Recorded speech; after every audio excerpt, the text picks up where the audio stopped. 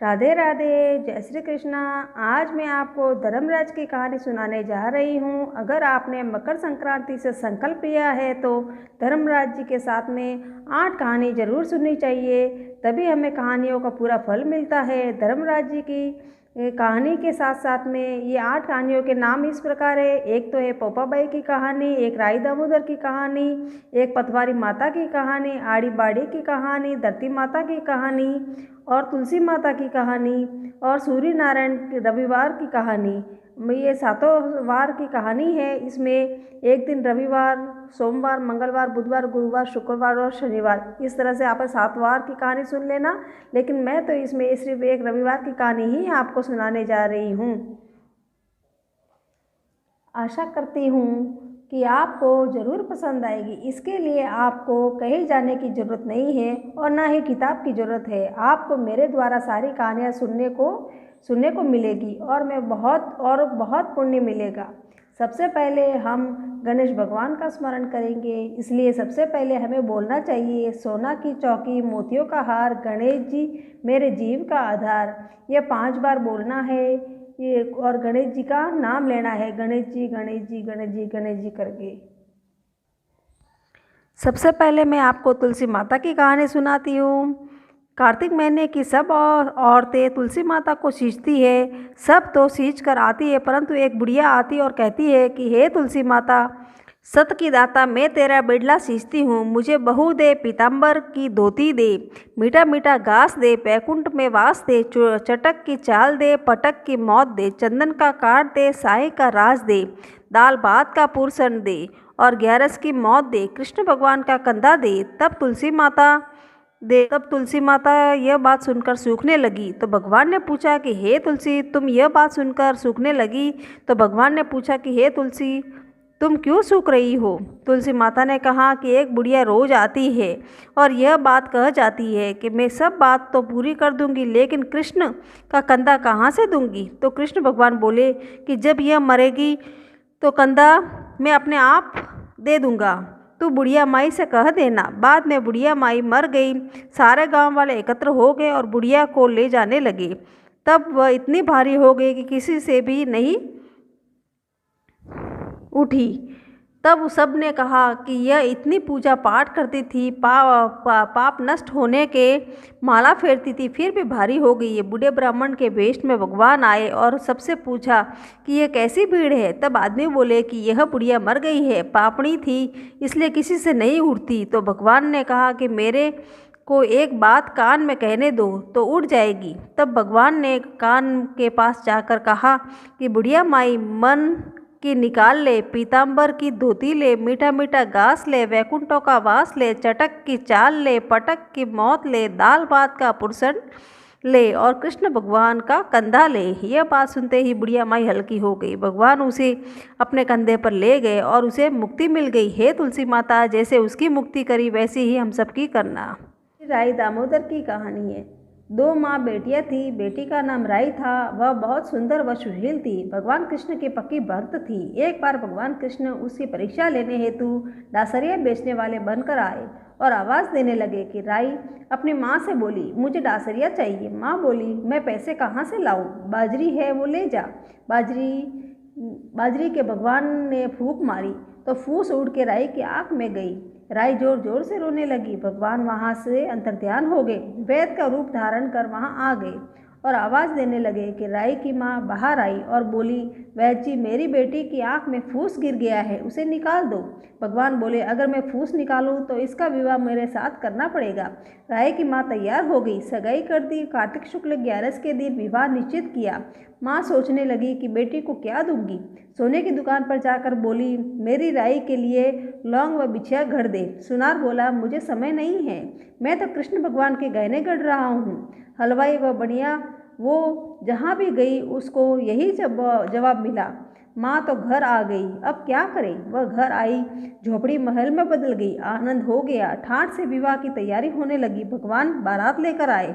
माँ ने खूब ठाठ से राई का विवाह भगवान कृष्ण के साथ कर दिया। भगवान राई को लेके द्वारका गए तो राई के महल में ही रहने लगे। दूसरी रानियाँ चिढ़ने लगी। सावन में राई पीहर गई। भगवान ने सोचा राई के तीज भेजूं। 7 जरी के बेस व 5 सोने के पचेटे रखे हैं। 2 हंसों को बुलाया और बोले, सीधे राई के पीहर जाना, कहीं मत रुकना। राधा रुक्मण को पता चला तो उन्होंने हंसों को अपने महल में बुला के कहा, थोड़े मोती चुग लो। हंस आ गए, मोती चुगने लगे। राधा रुक्मण ने सारा सामान निकाल उसमें फटे पुराने कपड़े और 5 कांटे बांध दिए। पोटली हंसों को दे दी। हंस सामान लेके राई के पास गए। राई खुशी से नाचने लगी।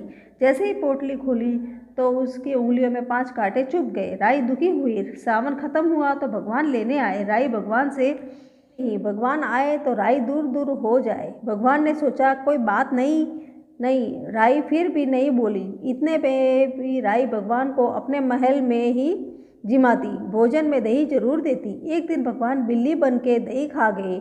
अब राई दही कहाँ से रखे? भगवान गुजरी बनकर दही बेचने आ गए। राई नीचे जाकर बोली, थोड़ी सी दही दे दो। गुजरी रूपी भगवान बोले, राई तुम उदास क्यों हो? हमने सुना है आप भगवान से नाराज है। राई बोली, तुझे क्या मतलब, तू जा।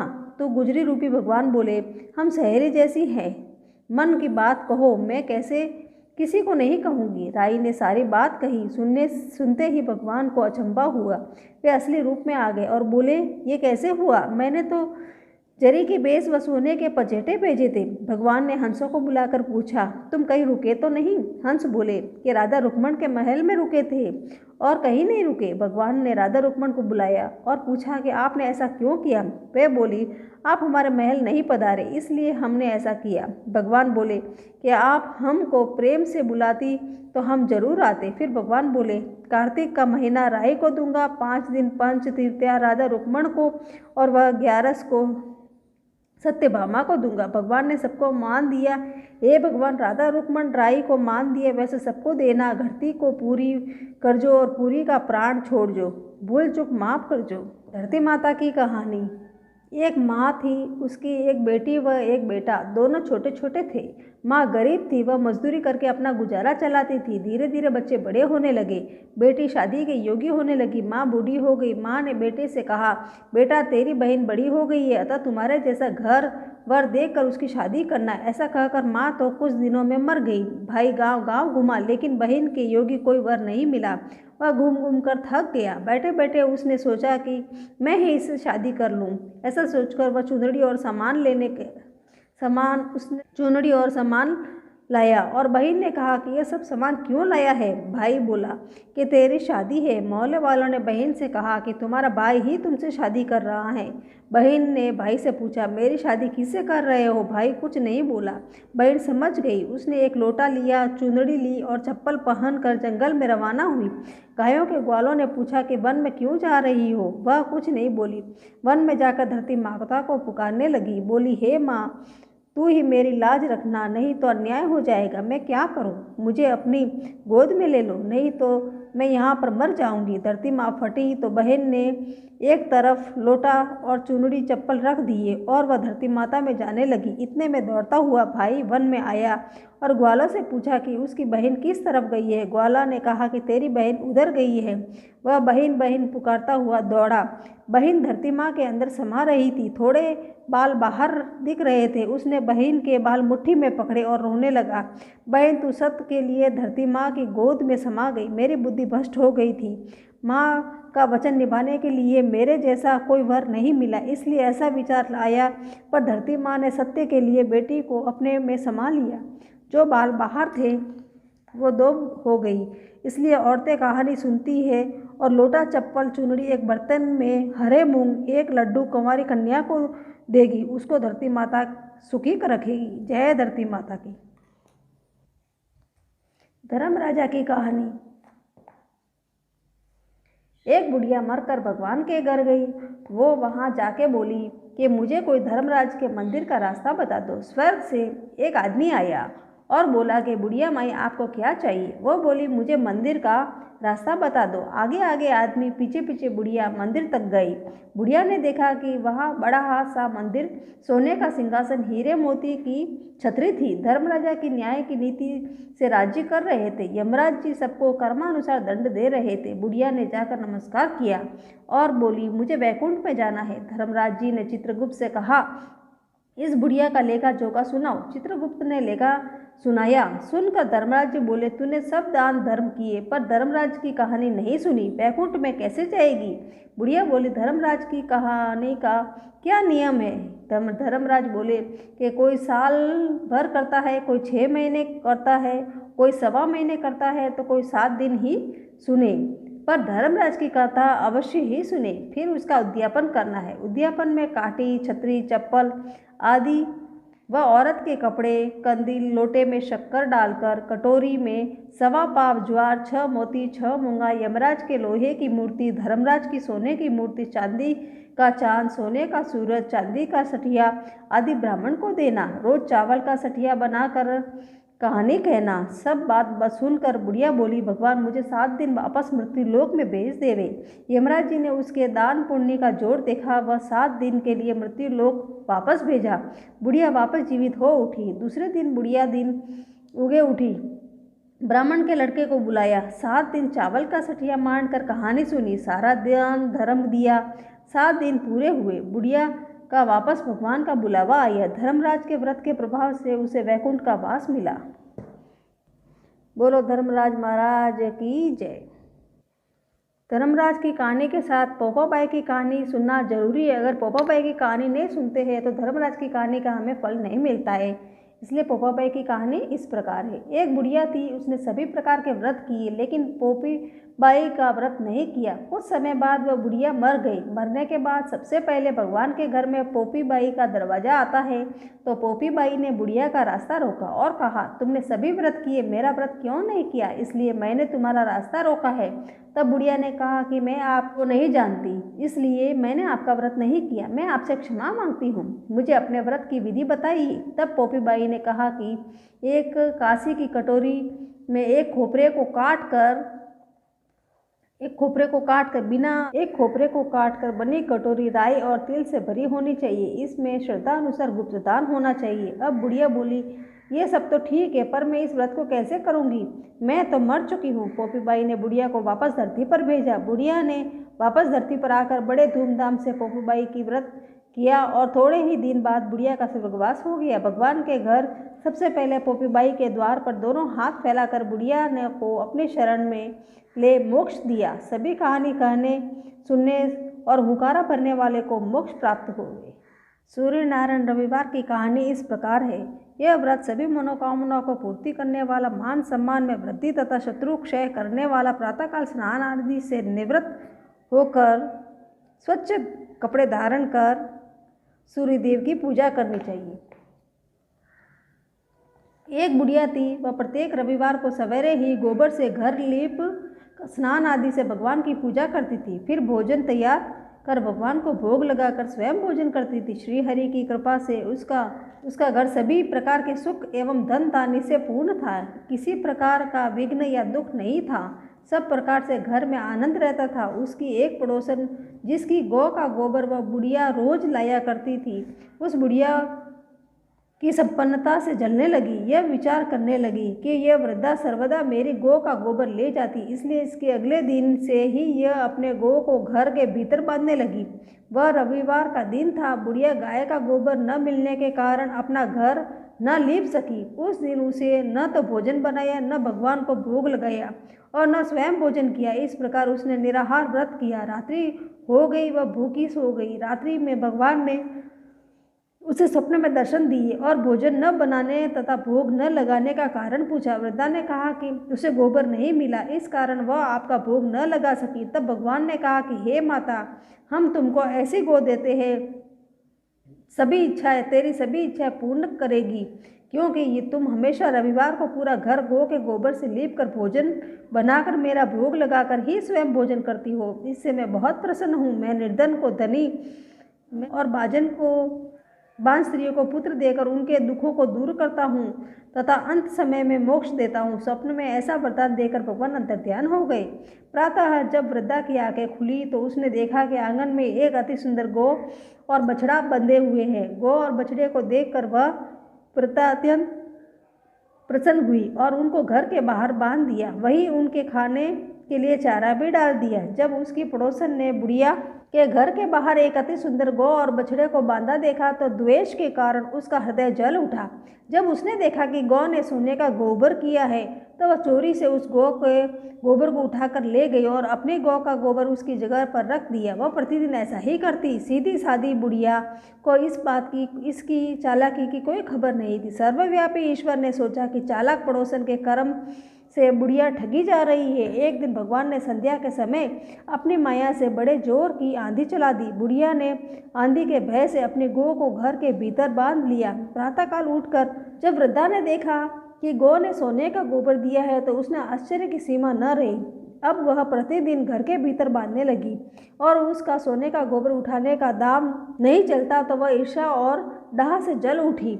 अन्य कोई उपाय न देख पड़ोसन ने उस देश के राजा कोई सभा में जाकर शिकायत की कि महाराज, मेरे पड़ोस में एक वृद्धा के पास गऊ है जो नित्य सोने का गोबर देती है। आप सोना प्राप्त कर उसे प्रजा का पाल करिए। वह वृद्धा इतने सोने का क्या करेगी। उसकी बात सुनकर राजा ने अपने दूतों को वृद्धा के घर से गऊ लाने का आदेश दिया। वृद्धा प्रातः भगवान का भोग लगा भोजन ग्रहण करने जा रही थी कि राजा के कर्मचारी गऊ खोल कर ले गए। वृद्धा बहुत रोई चिल्लाई, किंतु राजा के कर्मचारी के सामने कोई क्या कहता। उस दिन वृद्धा गऊ के वियोग से भोजन न कर सकी और रात भर रो रो कर ईश्वर से गऊ को पुनः पाने के लिए प्रार्थना करती रही। राजा गऊ को देख बहुत प्रसन्न हुआ, लेकिन अगले दिन सुबह जैसे ही वह उठा तो महल गोबर से भरा दिखाई देने लगा। राजा यह देखकर घबरा गया। भगवान ने रात्रि में राजा को सपने में कहा, हे राजा, गाय वृद्धा को लौटाने में ही तेरा भला है। इस रविवार के व्रत से प्रसन्न होकर मैंने ये गौ उसे दी है। प्रातः होते ही राजा ने वृद्धा को महल में बुलाकर बहुत से धन के साथ सम्मान सहित गाय और बछड़ा उसे लौटा दिया और अपने कार्य के लिए क्षमा प्रार्थना की। इसके बाद राजा ने उसकी पड़ोसन को बुलाकर उचित दंड दिया। इतना करने के बाद राजा के महल से गंदगी दूर हुई। उसी दिन से राजा ने नगर वासियों को आदेश दिया कि राज्य की समृद्धि तथा अपनी समस्त मनोकामनाओं की पूर्ति के लिए रविवार का व्रत करें। व्रत करने से नगर के लोग सुखी जीवन व्यतीत करने लगे। अब कोई बीमारी तथा प्रकृति का प्रकोप उस नगर पर नहीं होता। सारी प्रजा सुख से रहने लगी। जय सूर्य नारायण भगवान की जय। पथवारी माता की कहानी। एक बार पथवारी पाल और विनायक जी के झगड़ा हो गया। सब खुद को बड़ा बताने लगे। इतने में एक ब्राह्मण का लड़का आया। पाल पथवारी गजानन जी ने उसे रोका और कहा, लड़के रुक जा और हमारा न्याय चुका। लड़का बोला, मैं कल वापस आऊँगा, तब न्याय करूँगा, आज तो जाता हूँ। घर आकर लड़के ने माँ से कहा कि माँ, मुझे कल पाल पथवारी गणेश जी का न्याय कर चुकाना है। तो माँ ने कहा, बेटा सबको बड़ा बता देना। दूसरे दिन लड़का वहीं गया और बोला, पाल माता आप तो बड़ी हो, क्योंकि हर व्यक्ति आता है, स्नान ध्यान करके जाते समय पैर की ठोकर दे जाते हैं, फिर भी आप नाराज नहीं होती। और पथवारी माता आप भी तो बड़े हो, क्योंकि आदमी कितने भी तीर्थ कर ले, धर्म ध्यान कर ले, पर आने पर आपकी पूजा किए बिना उसका कार्य पूर्ण नहीं होता, इसलिए आप भी बड़ी हो। अब विनायक जी से लड़का बोला कि आप तो बड़े ही हैं, क्योंकि सब देवों को मना ले, पर आपको ध्याए बिना कोई काम सिद्ध नहीं होता, इसलिए आप बड़े हो। पाल पथवारी विनायक जी प्रसन्न हो गए। बोले, लड़के तूने तो हम सबको बड़ा कर दिया, और उसको आशीर्वाद तथा थोड़े जौ के दाने अंगोछे में डाल दिए। लड़का सोचने लगा, ये तो घाटे का सौदा है। सारा दिन खराब करके न्याय चुकाया और इतने से जौ मिले। खिन्न मन से घर आकर जौ एक कोने में डाल दिए और अंगोछा रख दिया। माँ अंगोछा समेटने लगी तो झटकाते ही उसमें से हीरे मोती खीर के चमकने लगे। माँ बोली, बेटा न्याय चुका के क्या लाया? लड़का बोला, माँ कोने में जौ पड़े हैं, देख ले। माँ वहाँ गई तो देखा कि हीरे मोती की ढेर जगमगा रही है। अब तो माँ का खुशी का ठिकाना ही नहीं रहा। माँ ने बेटे को बुलाकर कहा, बेटा आज तो पथवारी माता विनायक जी ने हमको ठूटा है। माँ बेटे बहुत प्रसन्न हुए। हे भगवान, पाल पथवारी माता विनायक जी महाराज जैसे ब्राह्मण के लड़के को ठूटे, वैसे ही सबको ठूटना। कहानी कहने सुनने व हुंकारा भरने वाले सबको सुख समृद्धि धन धान्य देना। आड़ी बाड़ी की कहानी। सब कहानियाँ बोलने के बाद आड़ी बाड़ी की कहानी कहना जरूरी है, इसलिए आड़ी बाड़ी की कहानी इस प्रकार है। आड़ी बाड़ी सोना की बाड़ी, जी में बैठी कान कुआड़ी कई कई मांगे 36 करोड़ देवता मांगे। बाड़ी सिंचा कई कई होवे, अन्न होए धन होए लाज होए लक्ष्मी होए। बिछड़िया को मेल होए, निपुति के पुत्र होए। सासू को पुरसन बहू को जीमन, उठ भाई तपसी जिम भाई लपसी। भाई को थान भौजाई को मान, थाने थारी वार्ता रो फल और माने मारे व्रत को फल। इस प्रकार हमारी सभी कहानियाँ पूरी होती है। इसलिए जय श्री कृष्णा, जय श्री राधे राधे।